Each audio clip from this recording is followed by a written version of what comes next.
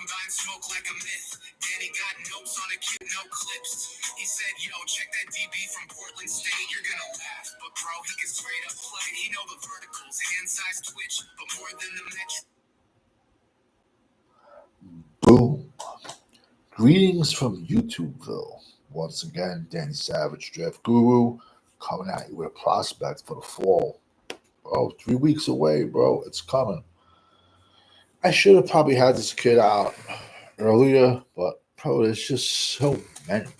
I mean, that's what I love about another thing that's great about talking college football is it is impossible, completely impossible, not to find a topic or a player to talk about.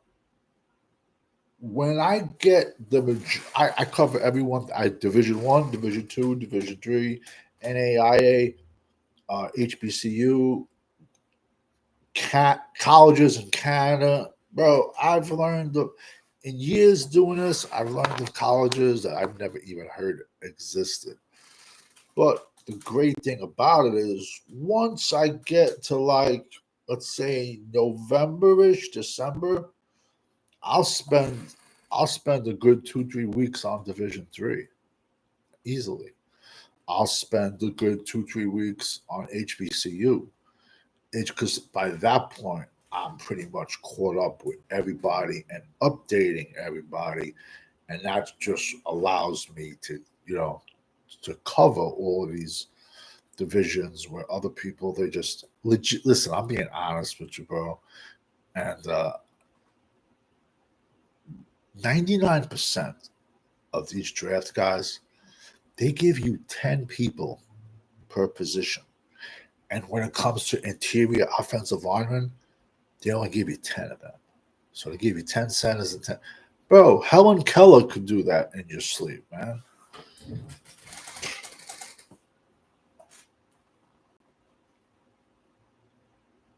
I mean, I broke down 750. I wound up putting the guys I put with draftable grades was probably close to like 400. I had guys with draftable grades. I ain't saying they all got drafted, but when you see undrafted free agents starting, can't wait for the cuts to come out. I can't wait but this Saturday, I think no tomorrow night. I know preseason starts this week. Yo, don't laugh. I watch every single preseason. I get souped. I'm like the only guy in the world that gets souped for preseason football because I get to watch everyone. I get to watch people in the NFL that I've watched for years in college, and now I'm looking at them at the next level. So I'm like one of the only guys that gets excited, and I'm on the NFL Network at 3 a.m. watching preseason football.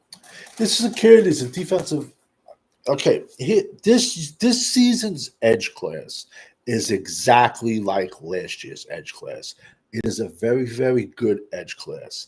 I think this edge class spans across all 7 rounds, which means I think you can get a good edge in round 7 also. But there comes a point in this draft, just like this past draft, where your edges go from being 6'7", 6'6", 6'5", down to 6'2", 6'0".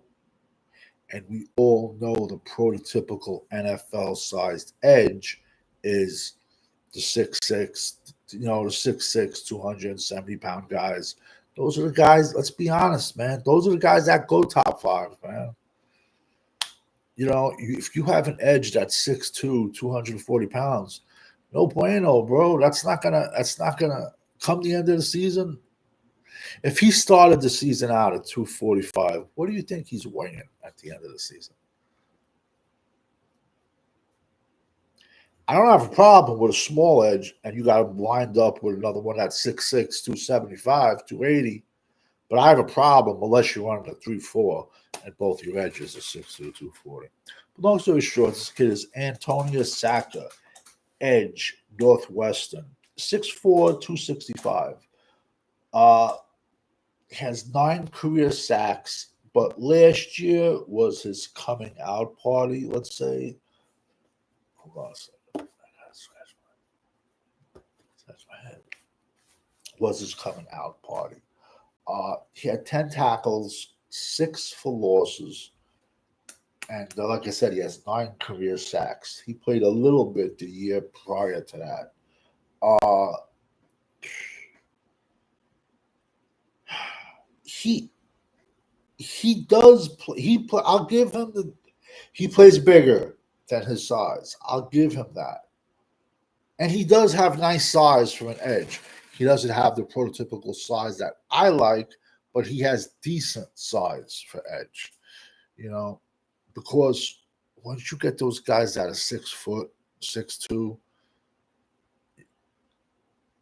they're gonna wear down at the end of the season. That's why when you have, I like to, you know, for Sunday, I want 5 edges and 5 D tackles. You know, and I don't have a problem if one or two of the edges are on the smaller side. If I have a couple that are on the bigger side, he has a quick first step.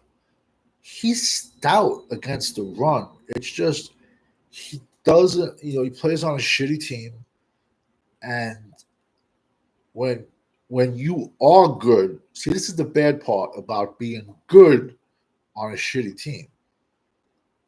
A team could just throw 2 guys on you, bro. They don't got to worry about nobody else. So there's pros and cons on playing on the Penn States of the world, the Michigans of the world, the Alabamas, the Georgias, versus playing on a lower level. Because if you're a great player on a bad team, they just they just chip you every play. They put you not only a tackle, you're gonna hit with a tight end at every play, and that's gonna diminish your stats, diminish your play versus yo. And I did a video on this kid last year. Watch out for this kid, Will Helt, the Undertaker. He played for Purdue last year. And I'm like, yo, what the hell is this kid doing playing for Purdue? Bro, the kid's 6'5", like 265. And I'm like, yo, this kid just kept on standing out to me, standing out to me. And I'm like, yo, something's wrong. He cannot be here at Purdue. Long story short, jumped in the portal. Clemson gave him a bag. He's starting edge at Clemson right now. Bro, that kid is going to get paid. He called me Undertaker because he's a mullet, you know, one of those country kids with the mullet, and he has long hair, and he's super tall, so he gets the Undertaker. But that's what I'm saying. So where like he was getting constantly double teamed, that's what she said, at Purdue. Now that kid's at Clemson, and he's facing one-on-ones. Yo, I'm going to be honest, Clemson probably has 5 defensive linemen. They even have like 2 backups.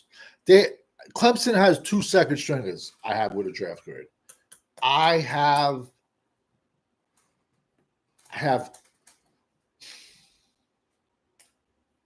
I have 7 Clemson defensive linemen with a draft grade this year. Crazy.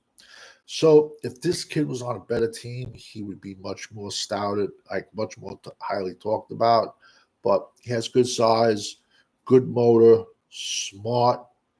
He just needed to get bigger. Hopefully, he can put it all together this season, and then we'll see his name called in April. Because I'll give me a minute. I'm going to put some videos in the comment section because we all know when you're rocking with the GWO life,